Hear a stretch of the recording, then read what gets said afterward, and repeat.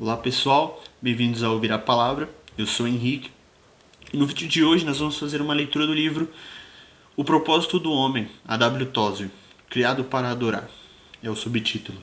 E esse livro aqui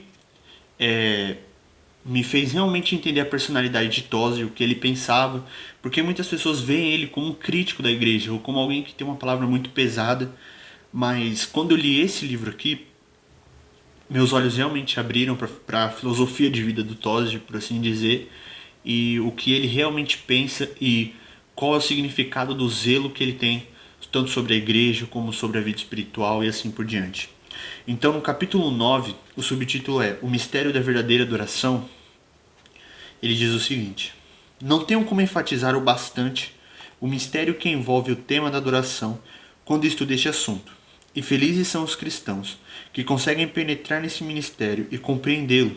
A verdadeira adoração cristã não é maior ou menor de acordo com a vontade do homem, pois só existe um que é digno de ser o alvo de toda a nossa adoração: Deus. Quem me dera poder expressar de modo adequado a glória que possui o alvo da nossa adoração. Se pudéssemos explicar esses milhares de atributos que habitam na luz inalcançável, onde não podemos viver, e nenhum homem pode ver, a plena eternidade, onisciência, onipotência e soberania, nós nos humilharíamos muito mais perante o Senhor. O povo de Deus não é tão humilde como deveria ser, e creio que é por isso que não conseguimos contemplar toda a soberania do Altíssimo. Somos ensinados a adorar o Criador, mas fico imaginando como seria se nós cristãos nos prostrássemos perante um homem e disséssemos que o salmista falou para o Altíssimo: O teu trono, ó Deus, é para todos sempre. Não existe outro homem perante o qual me prostrarei com grande expectativa e direi: Deus, senão diante do homem, Cristo Jesus. Aquele que os profetas viram em visão e a quem exaltaram: A ti pertence o trono, ó Deus. Todo o mistério gera um clima de confusão. Mas como podemos sair deste estado de confusão se existe um só Deus e não outro? Como declarar que Jesus é um homem se fomos ensinados a jamais adorar o homem? Como nos prostrar diante dele e adorá-lo? Eis aqui o grande mistério, Descubro minha cabeça perante ele, prostro-me, tiro as sandálias dos meus pés diante da sarça ardente, mas confesso que não entendo isso. Este mistério envolve meu coração e me prostro em reverência e submissão. Em termos simples, o mistério é que o Senhor e o homem são uma só pessoa, não duas. Tudo que Deus é e tudo que o homem é se fundiram eterna, inexplicável e inseparavelmente em um homem, Jesus Cristo. Quando nos prostramos diante do homem Jesus Cristo, na verdade prostramos-nos perante Deus. O Antigo Testamento faz uma ilustração disso usando Moisés diante da sarça ardente. O fogo ardia na sarça, mas ela não se consumia. Moisés então instintivamente prostrou-se diante da sarça e adorou a Deus.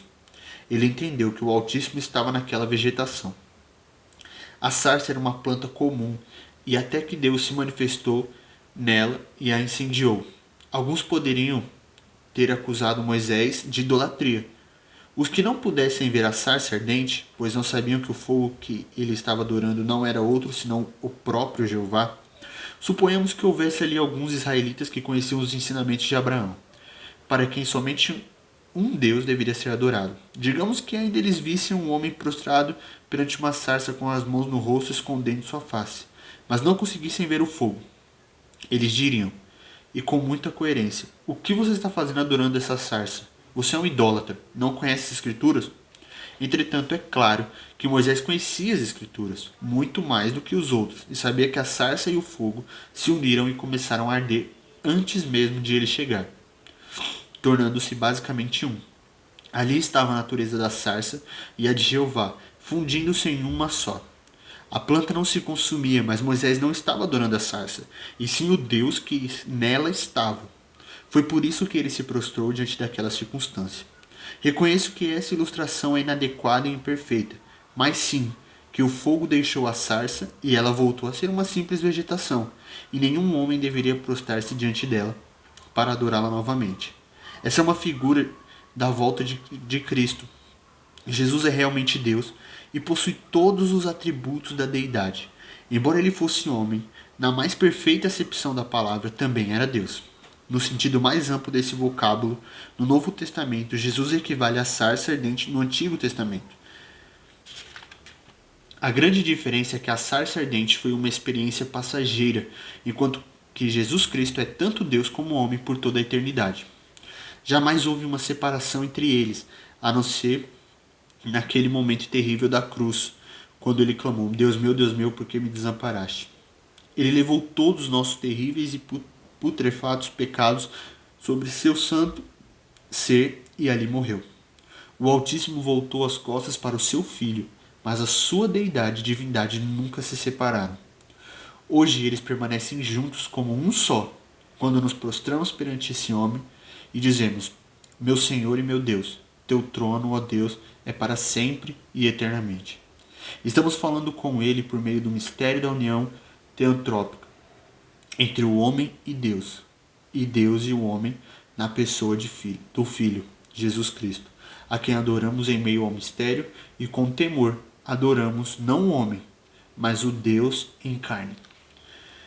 Então, pessoal, essa foi a leitura do livro O Propósito do Homem Criado para Adorar. É um dos melhores livros que eu já li em toda a minha vida. E eu recomendo ele porque aqui Tozer ele fala sobre adoração e ele não simplesmente dá um método. Hoje nós queremos tudo de uma forma muito mastigadinha. Faça adoração assim, desse jeito. E nós não entendemos por que nós fazemos a adoração de tal jeito, ou não entendemos como devemos fazer. E Tozer, nesse livro, ele fala o sentido da adoração e o espírito da adoração e outras coisas assim, e mostra que é uma coisa viva, que é algo que nós temos que descobrir dentro de nós, do nosso espírito. Então, se você tem dificuldade com a adoração, eu recomendo tanto que você leia esse livro, como que na palavra de Deus você busque, porque ela vai mostrar dentro de você, como você deve adorar. Então essa é a minha dica de hoje. Vejo vocês no próximo vídeo. Falou!